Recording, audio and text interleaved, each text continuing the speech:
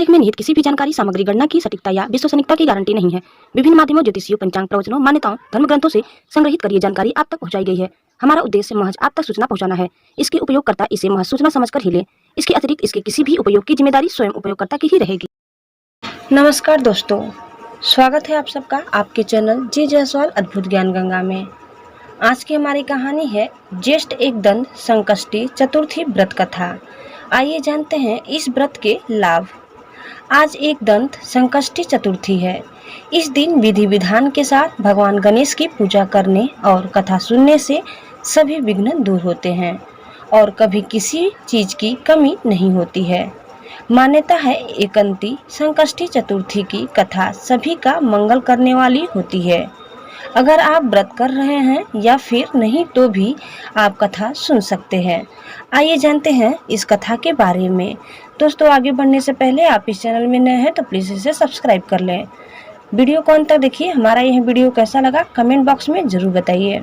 आइए अब हम आगे चलते हैं और जानते हैं इस कथा के बारे में। सतयुग में 100 यज्ञ करने वाले एक पृथु नामक राजा राज्य करते थे। उनके राज्य में दयाई देव नामक एक ब्राह्मण रहता था। वेदों में निष्णात ब्राह्मण के 4 पुत्र थे और सभी का विवाह हो गया था। चारों बहुओं में बड़ी बहू अपनी सास से कहने लगी, हे माता जी, मैं बचपन से ही संकटनाशक गणेश चतुर्थी का व्रत करती आई हूँ। कृपया करके मुझे यहाँ भी चतुर्थी तिथि का व्रत रखने की अनुमति प्रदान करें। पुत्रवधू की बात सुनकर सास ने कहा, हे बहू, तुम सभी बहुओं में श्रेष्ठ और बड़ी हो। तुम्हें किसी प्रकार का कष्ट नहीं है और न तुम भिक्षुड़ी हो। ऐसी स्थिति में तुम किस लिए व्रत करना चाहती हो? हे सौभाग्यवती, अभी तुम्हारा समय उपभोग करने का है और व्रत रखकर तुमको करना ही क्या है। लेकिन बहू मानी नहीं, व्रत करने लगी। कुछ समय बाद ही बड़ा बहू ने एक सुंदर बच्चे को जन्म दिया। जैसे ही सास को जानकारी मिली कि बहू अभी भी व्रत कर रही है तो वह व्रत छोड़ने के लिए बहू को बाध्य करने लगी। ऐसा करने से गणेश जी नाराज हो गए। कुछ समय बाद बड़े पुत्र के बेटे का विवाह तय हो गया। विवाह के दिन वर का अपहरण हो गया। इस अनहोनी घटना से शादी के मंडप में खलबली मच गई।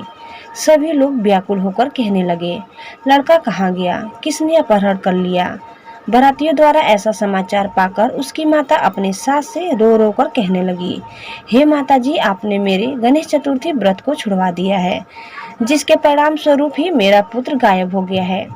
अपनी पुत्रवधू के मुख से ऐसी बात सुनकर ब्राह्मण दया देव और उसकी पत्नी बहुत दुखी हुए। साथ ही पुत्रवधू भी दुखी हुई।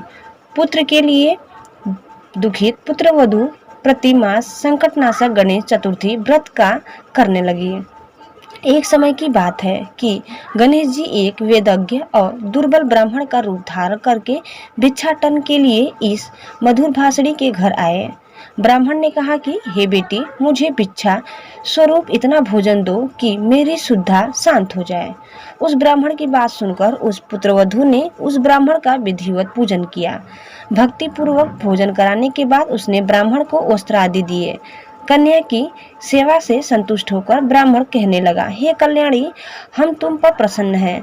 तुम अपनी इच्छा के अनुकूल मुझसे वरदान प्राप्त कर लो। मैं ब्राह्मण वेशधारी गणेश हूँ और तुम्हारी प्रीति के कारण आया हूँ। ब्राह्मण की बात सुनकर कन्या हाथ जोड़कर निवेदन करने लगी, हे विघ्नेश्वर, अगर आप मुझ पर प्रसन्न हैं तो मेरे पुत्र के दर्शन करा दीजिए। कन्या की बात सुनकर गणेश जी ने उनसे कहा कि हे सुंदर विचार वाली, जो तुम चाहती हो वही होगा। तुम्हारा पुत्र शीघ्र ही आएगा। कन्या को इस प्रकार का वरदान देकर गणेश जी वहां से अंतर्ध्यान हो गए। कुछ समय के बाद उसका पुत्र घर वापस आ गया। सभी बहुत प्रसन्न हुए। विधि अनुसार विवाह कार्य संपन्न किया गया। इस प्रकार ज्येष्ठ मास की चौथ सभी मनोकामनाओं को पूर्ण करने वाली है। तो दोस्तों, आपको यह कहानी कैसा लगा हमें कमेंट बॉक्स में जरूर बताइए और आप इस चैनल में नए हैं तो प्लीज इसे सब्सक्राइब करना न भूलें। धन्यवाद।